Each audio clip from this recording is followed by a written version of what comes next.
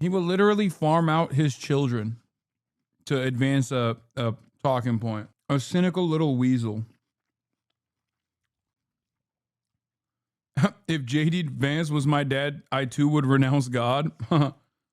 Well, it seems like if JD Vance was your son, you too also would renounce God and trade him for some perk 30s. Hello. All right. JD Vance got cooked. JD Vance got absolutely cooked at the Turning Point USA conference thing that he did last night by a bunch of right-wingers too, nonetheless. Very cool stuff. Why is the president taking on the role of a podcaster? I do not know. It's just podcaster world. I was talking to someone else about this, but I can't help but notice that like sometimes I think like I forget who I was talking to, but I was talking to someone about this where we were conversing about how stupid it is that JD Vance knows who I am or like knows the intricacies of drama that I get involved in. And this person brought up the fact that, yeah, well, for these guys, being a podcaster is the best possible job you can have. And it's kind of true. All the podcasters that work in the admin hate their lives now. Dan Bongino is on the verge of suicide because he dropped his cushy job hawking pills and cryptocurrency to go actually do an honest day of work as a deputy director of the FBI. Podcasting is seemingly the ultimate job for these guys. Mr. Vice President, thank you so much for giving this opportunity to talk here today. I did not agree with many of the things that you said right ahead of this, but I don't think that's my point to discuss here. What I want to ask is, you are married to a woman who is not Christian. In her Wikipedia, I mean, I just looked that up. I wanted to know what her faith was. I didn't know this before, but she still calls herself Hindu. You are raising three kids in cultural, racial, religious household. How are you maintaining or how are you teaching your kids not to keep your religion ahead of their mother's religion?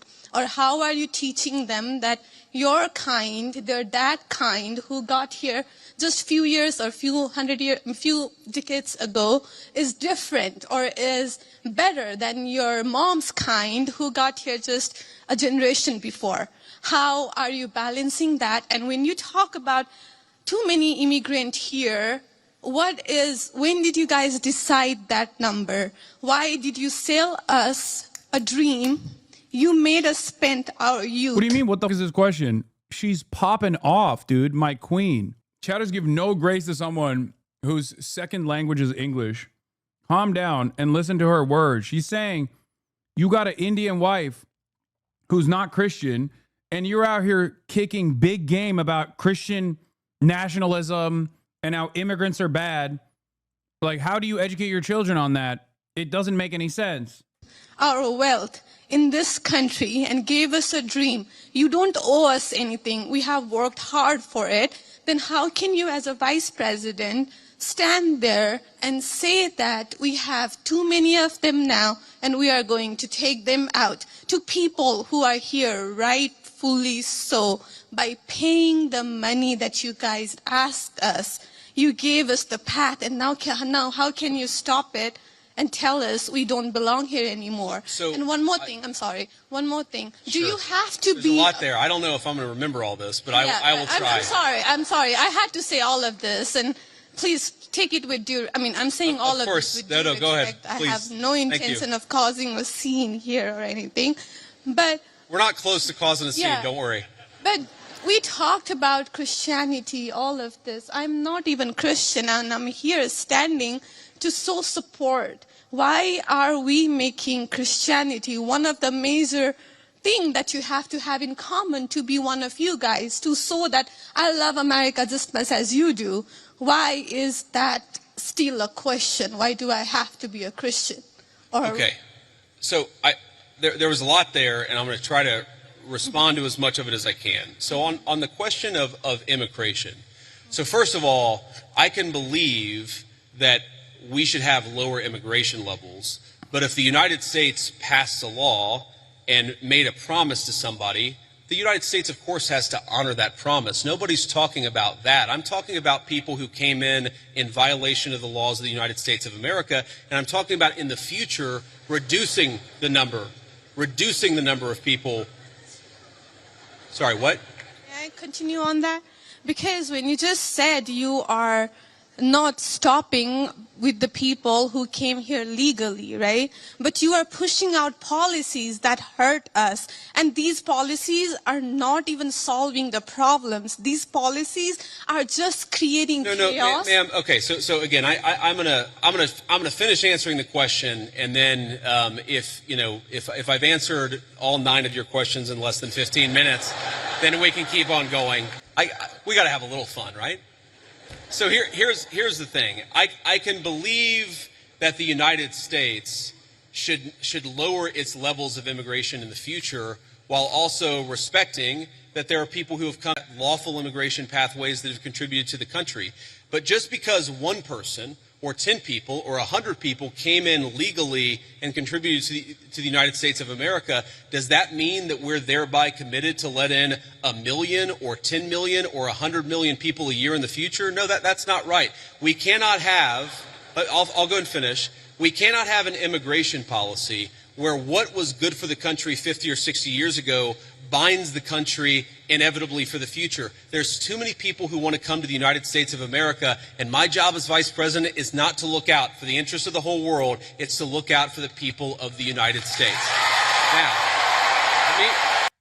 Dog, your wife is Indian, owned. That's it. Do you feel like your wife is here taking advantage of American prosperity, or do you feel like your wife has contributed to American prosperity? That's the question. For white people who are coping about their position in society, that's the problem. Racist people think Indians, Muslims, whatever, brown people, black people, they come into this country and they take advantage of it. That's not the case. That's not the case at all. And it's so, I would say it's a deep shame that he won't even factor that into his conversation here and use his own personal experience with a loved one to say, like, immigrants make this country great, because he can't say it, right? But that is the reality. He's so shameless.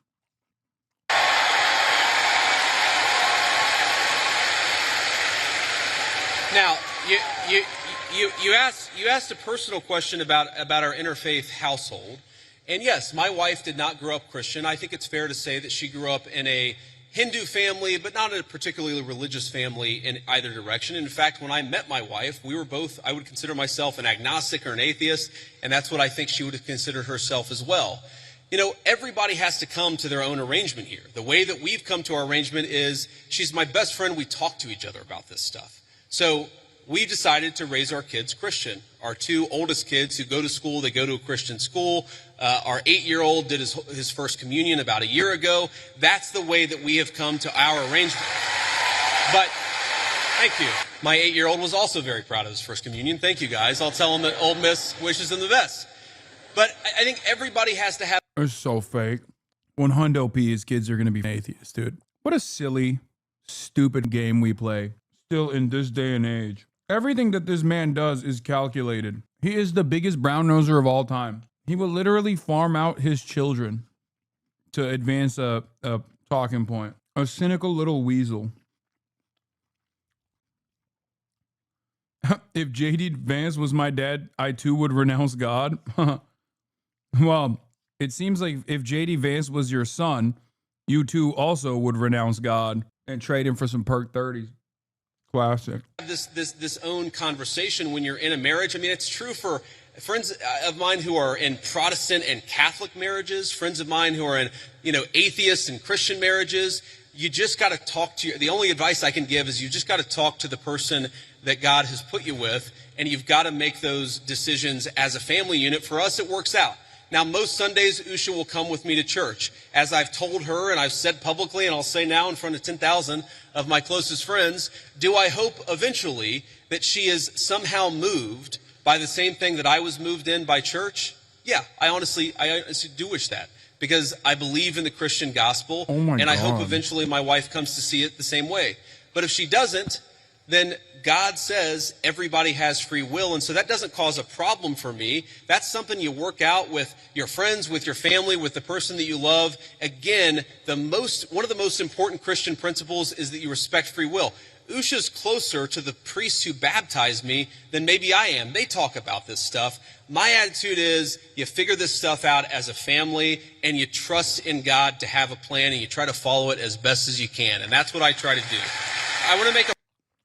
It's so fake. Remember, he's a Yale graduate, pussy-ass libtard. I guess there is some kind of divine punishment at play here. Because, like, you're trying to farm respect from an audience that literally thinks you married someone less than human. So, good luck on that front. Who think your children are lesser than they are because they're half Indian. You have to really eat a lot of self-respect in that regard.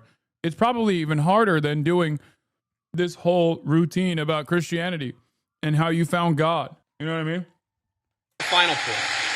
So I don't want to cut you off. I want to be respectful to all the people behind you in line, but I want to make this point about immigration, okay? If you ask the question, what is the exact right number of immigrants for the United States to let in, it is just very specific on the context. If you go back to the 1920s, the United States passed an Immigration Reform Act that effectively cut down immigration to close to zero for 40 years in this country. And what happened over those 40 years? The many people who had come from many different foreign countries and different foreign cultures, they assimilated into American culture. And there was an expectation that they would assimilate into American culture. I think we have two problems in our immigration system today. And my guess is you're probably a slightly more leftist political persuasion, liberal political persuasion, maybe not.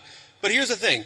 I remember back in my establishment GOP days when I was still very early getting involved in Republican politics, That's literally like, what, 2 years ago? You mean 2 years ago? When Peter Thiel paid for you to run for Ohio Senate? He makes it seem like he'd been doing this for like 20 years. I think a lot of people forget that this man was a woke libtard on MSNBC in like 2018. I believe it was 2020, right? Was it the 2020 race where he won his seat? The only Peter Thiel candidate that actually won. Oh, no, it's not even 2022. Not even 2020. Oh, my God. 2022, baby. So, yeah, it is literally 3 years ago. I was right.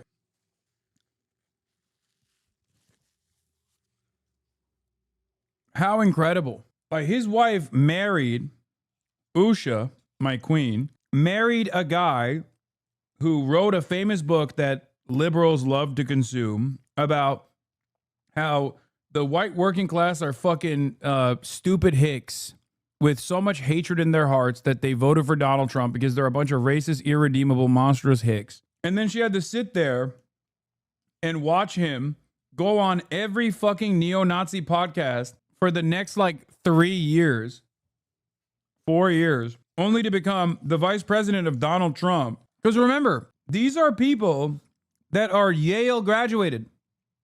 J.D. Vance called Donald Trump Hitler. They know better. Imagine getting married to a man and having children with a man only to have him turn into a fucking groiper on camera. That's gotta be pathetic. That's awesome.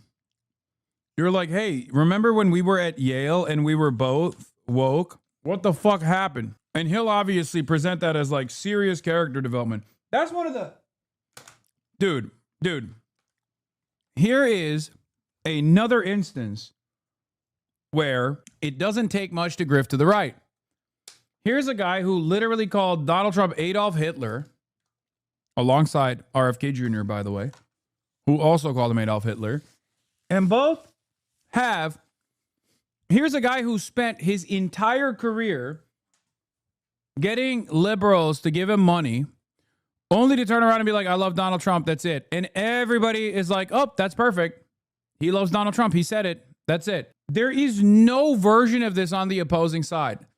Like, there's no world where you have, I mean, I guess you have the rhinos or the never Trump Republicans and stuff, but like, broadly speaking, I don't think liberals are so easy to trust, and leftists certainly are not easy to trust the person who then turns around and says like, oh yeah, I know I spent my entire life My entire life's work is being a conservative, a shitty conservative, and working for the Trump administration and all this stuff, only to now fucking turn around and be like, yeah, I'm actually good. And before you say, they brought back motherfucking Cheney, man.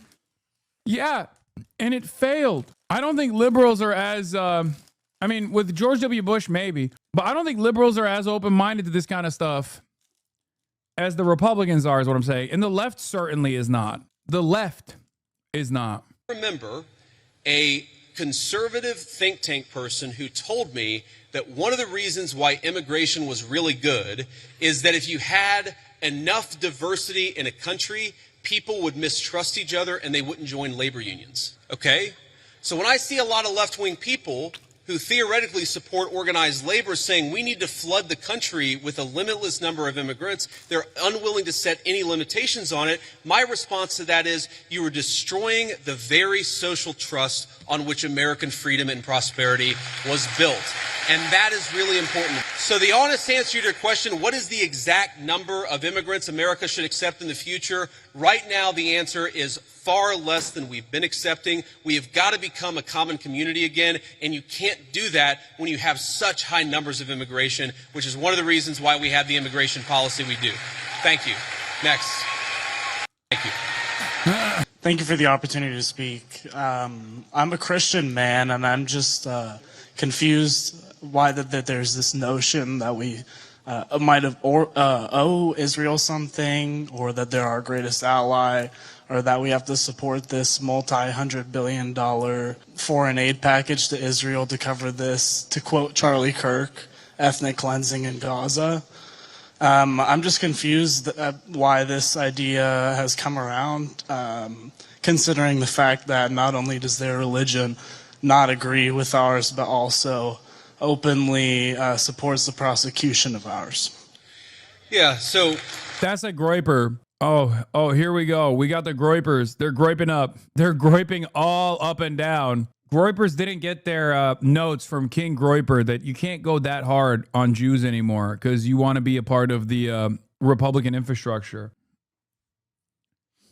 We will be there for the next great Groiper war. Also, it's just incorrect. The notion that like the Jewish religion is actually in favor of prosecution of Christians, all this stuff.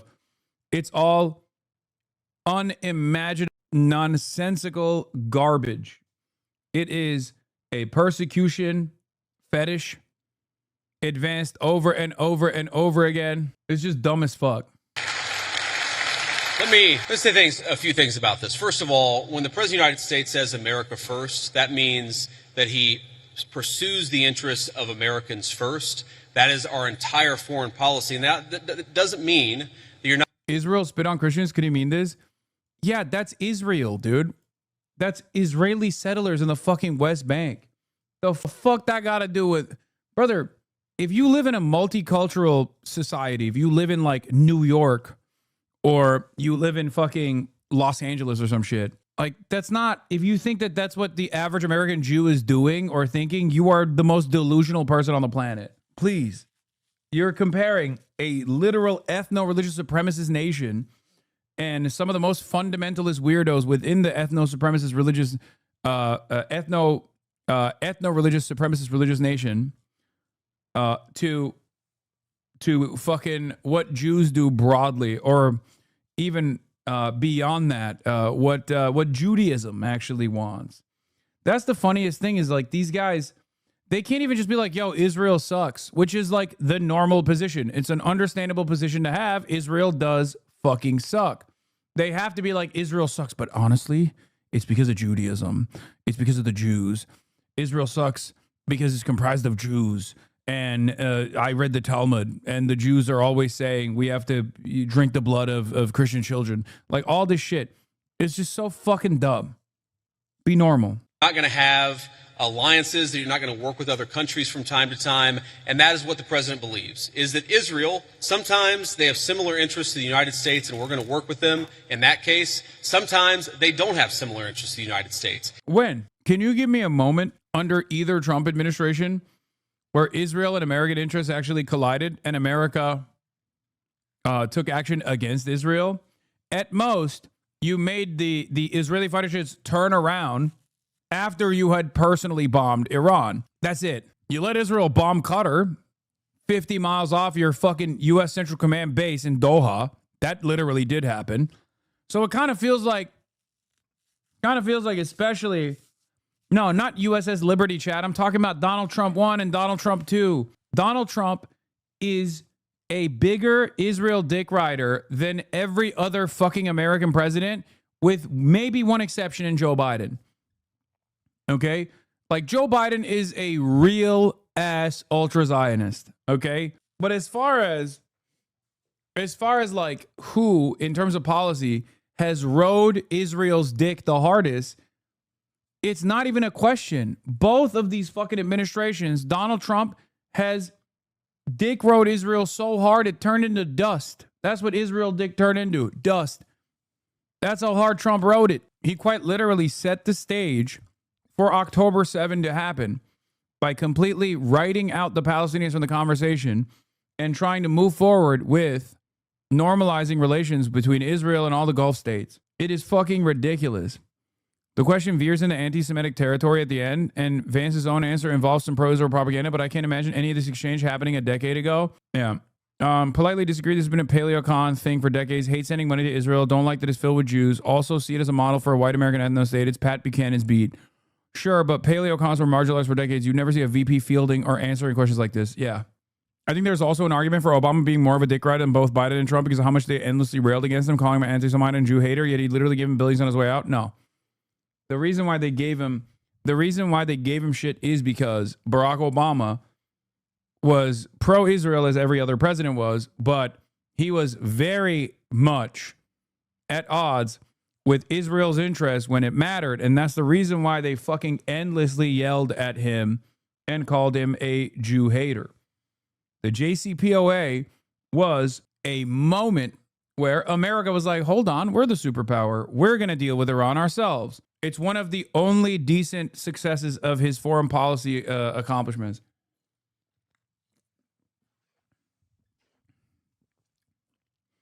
Yeah, Barack Hussein Obama. So that definitely was a major shift, not prioritizing Israel's, and it's not like he was, super invested in like the Palestinian plight or anything. He could have done a lot more in that regard. He didn't. But he was like, we're America. We're going to control our own Middle Eastern affairs. And Israel did not like that at all. And then Donald Trump won. And lo and behold, Donald Trump gave Israel the keys to the fucking castle. They basically have dominated American Middle Eastern policy since then. And this example, the most recent Gaza peace plan that all of us have been working on very hard for the past few weeks, the President of the United States could only get that peace deal done by actually being willing to apply leverage to the state of Israel.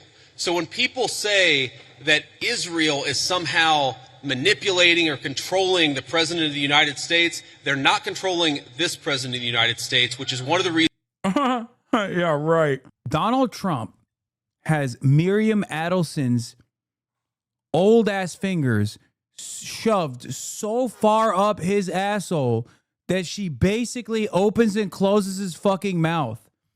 The idea that this president is far, far more aggressive in terms of dealing with Israel is such a ridiculous statement.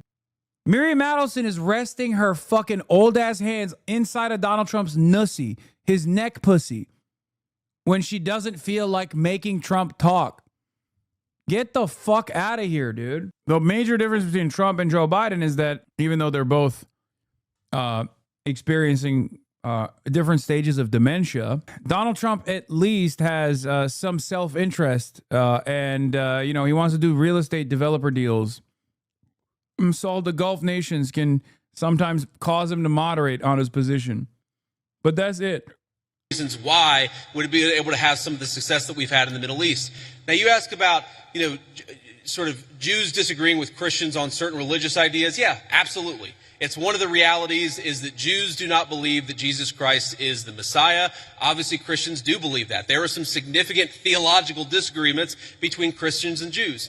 My attitude is, let's have those conversations. Let's have those disagreements when we have them. But if there are shared areas of interest, we ought to be willing to do that too.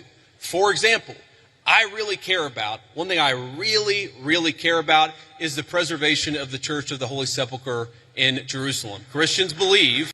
Yeah. Famously, Israel has been far better. Famously, Israel's been far better at protecting religious sites that belong to the Christians as opposed to the thousands of years of Muslim rule, okay? Get the fuck out of here. Get the fuck out of here, dude. That is the site where Jesus Christ was crucified, and also that his tomb is right there as well. My attitude is, if we can work with our friends in Israel to make sure that Christians have safe access to that site, that's an obvious area of common interest. I am fine with that. What I'm not okay with is any country coming before the interests of American citizens, and it is important for all of us, assuming we're American citizens, to put the interest of our own country first. That's what we're going to. At last night's Turning Point event, a student was applauded for asking about Israel manipulating the U.S. and the Jewish religion openly supports the prosecution of ours. Vance's response: Trump is strong and he likes that Israel protects an important church. Vance didn't dispute the assertion that Israel may have manipulated the U.S. other than with Trump, what the questioner calls ethnic cleansing in Gaza, nor the claim that Jews are prosecuting Christians. He didn't stop the crowd from applauding all those statements. Oh, no. Edward, oh, no. Edward Isaac Dover. Oh, no. That's crazy. You mean to tell me it wasn't the left that was actually doing unlimited anti-Semitism? You mean to tell me that it was always and will continue to be the field of interest primarily dominated by the right? No. It's just so crazy because, like, this has always been the case, and it will forever continue to be the case. And yet, for some fucking strange reason, I know what the reason is, so many of the Israel dick riders for the last 2 years spent every waking moment talking about the anti-Semitism of the left, because they thought that they could get a lot of mileage out of, because they can't do there's anti-Semitism on the right because no one on the right gives a shit. And the right is pro-Israel. But now that the right is no longer as pro-Israel as they used to be, and there is unlimited anti-Semitism coming from the right, and not just like anti-Israel sentiment. I'm talking like, Jews killed Jesus. Judaism requires the consistent domination of Christianity. All this like nonsensical bullshit. And there were so many conservative Jews who, for some weird fucking reason, from David Horowitz to Ben Shapiro to Dennis Prager, that unironically thought that they could just continue doing anti-woke culture shit and continue doing unlimited far-right propaganda and not inevitably get to a point where the far-right base of support would inevitably go, wait a minute, why the fuck don't we do this for Jews too? We hate everybody. Why not just Jews as well? That was always in the backdrop. Always in the fucking backdrop, where there were people waiting in the fucking shadows being like, yeah, one day we can tie this all back to Jews openly as we do privately and quietly for the time being. So good job on absolutely gutting the institutional relevance and the institutional taboo of the term anti-Semitism by diluting it and weaponizing it primarily against leftists who were anti-Zionist but not anti-Semitic. Good job. What the fuck did you think was going to happen? Also, why did you ever think that you could do great replacement theory fear-mongering as a Jew? Where do you think that theory ends up with? Like, that's the other crazy thing. Like David Horowitz and Ben Shapiro, all these conservative Jews ran around doing great replacement fear-mongering. Who's doing the great replacement in the eyes of the right? They're not going to think it's global capital. They're going to say it's the international Jewry. That's what they used to say, and they're back to it. What the fuck did you think was going to happen? It's just so stupid.